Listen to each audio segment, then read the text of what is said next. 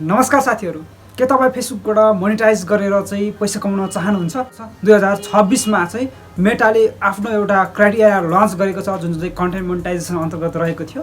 भने अब म तपाईँहरूलाई आफ्नो मोबाइलको स्क्रिन सेयर गरेर चाहिँ म तपाईँहरूलाई बताउने छु।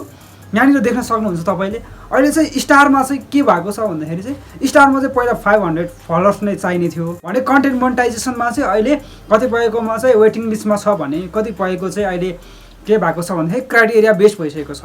र तपाईँले अहिलेसम्म आफ्नोमा केही अपडेटहरू आएको छैन भने चाहिँ तपाईँले आफ्नो गुगल प्ले स्टोर या एप्पल स्टोरमा गएर चाहिँ तपाईँले आफ्नो फेसबुक एपलाई चाहिँ अपडेट गर्नु होला। अपडेट गरे पछाडि तपाईँले आफ्नो प्रोफेसनल ड्यासबोर्डमा जानु होला। प्रोफेसनल ड्यासबोर्डमा गएपछि तपाईँले पेज या प्रोफाइल दुईटैमा चाहिँ क्राइटेरिया आइसकेको छ। यहाँनिर चाहिँ तपाईँले आफ्नो प्रोफाइल या पेजमा चाहिँ 10,000 फलोअर्स पुगेको हुनुपर्छ।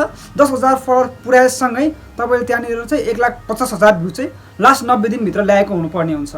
त्यस पछाडि चाहिँ तपाईँले कन्टेन्ट मोनेटाइजेसन पाउन सक्नुहुन्छ। तपाईँहरूलाई थाहा नै छ कन्टेन्ट मोनेटाइजेसन अन्तर्गत चाहिँ एड्स अन रिल अनि बोनस अनि इन स्ट्रिम बनेर चाहिँ अहिले चाहिँ कन्टेन्ट मोनेटाइजेसन बनेको छ भन्ने कुरा तपाईँहरूलाई थाहा छँदैछ। तर पनि यो क्राइटेरिया पुरा गरे पछाडि चाहिँ तपाईँले सजिलैसँग चाहिँ नेपालमै बसेर आफ्नो ब्याङ्क एकाउन्टलाई लिङ्क गरेर चाहिँ कन्टेन्ट मोनेटाइजेसन पाउन सकिनेछ। योभन्दा अगाडि चाहिँ कतिपय क्रिएटरहरूले चाहिँ पाइरहेको थियो जुन चाहिँ इन्भाइट ओन्ली थियो, जुन चाहिँ फेसबुकमा एक्टिभ छ, जुनमा चाहिँ रिचहरू बढी हुन्छ, इन्गेजमेन्टहरू बढी हुन्छ, त्यो प्रोफाइल या पेजमा चाहिँ कन्टेन्ट मोनेटाइजेसन पाइरहेको थियो। आजको दिनबाट चाहिँ तपाईँले आफ्नो फेसबुक प्रोफाइल या पेज चाहिँ जो कोहीलाई पनि अब हुन्छ नि मेरो फेसबुक पेज या प्रोफाइलमा चाहिँ कन्टेन्ट मोनेटाइजेसन आउँछ आउँदैन भनेर तपाईँले अब चेक गर्न लगाउने दिन चाहिँ गइसकेको छ। आजबाट चाहिँ तपाईँहरूले आफैले चेक गर्न सक्नुहुन्छ मेरो कति भ्युज कटेको छ अनि कति फलोअर्स कटेको छ भन्ने कुरा चाहिँ तपाईँले आफ्नै प्रोफाइल या पेजमा खुद तपाईँ आफूले हेर्न सक्नुहुनेछ। साथै तपाईँले आफ्नो प्रोफाइल या पेजमा चाहिँ भाइलेसनहरू चाहिँ आउन दिएको हुनुहुँदैन। भाइलेसनहरू आयो भने चाहिँ तपाईँको अलिकति गाह्रो नै हुन्छ।